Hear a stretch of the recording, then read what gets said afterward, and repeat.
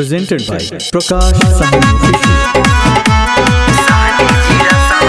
Recorded Play Bhojpuri Delhi.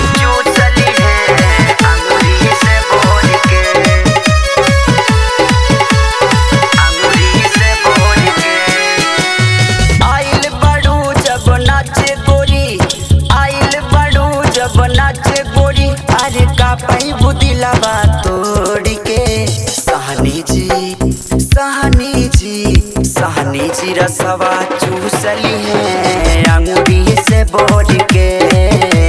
सहनी जी रसवा चूसली है अंगूरी से बोर के।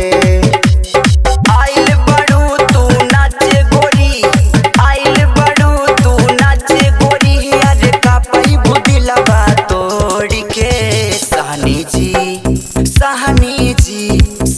जी रसवा चूसली है अंगूरी से बोर के।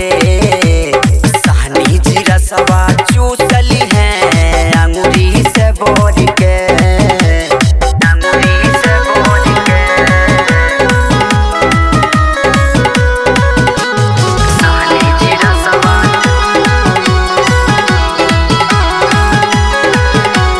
सहनी जी रसवा चूसली है अंगूरी से बोर के।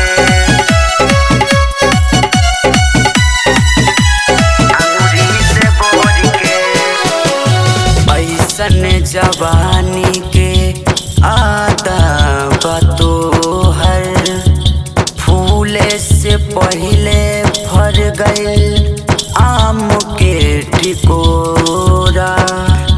दिलवाई तोहरे पे लागल बा, जियराई घाट गइल बा। कौनो ऊपर झांकी हो कौनो नीचे झांकी हो जाई दहिया दशा सुना ये रानी हो। घघरी उठा के टंगरी देखवलू, घघरी उठा के टंगरी देखवलू हमारा गाँवा में आई के। सहनी जी रसवा चूसली है अंगूरी से बोर के। सहनी जी रसवा चूसली है अंगूरी से बोर के। अंगूरी से बोर के। सहनी जी रसवा,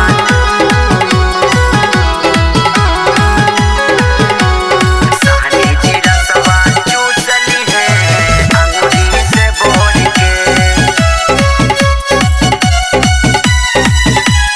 अंगूरी से बोर के। तोहरा जवानी के पानी निकाली, मानी नहीं आज हाई पर का सहानी। विकास के संकल्पा भेजा छोड़ाई तोहर पूरा जवानी। चौकी राखसबे तोड़ी हो बतियाई नाही सुनी हो, बन जइबो ये गोरी नच के मलकिनी हो। पागल बनवलू तू बिकी के, पागल बनवलू तू सोनू के, अपन ढोड़ी दिखाई के। सहनी जी रसवा चूसली है अंगूरी से बोर के। सहनी जी रसवा चूसली है अंगूरी से बोर के।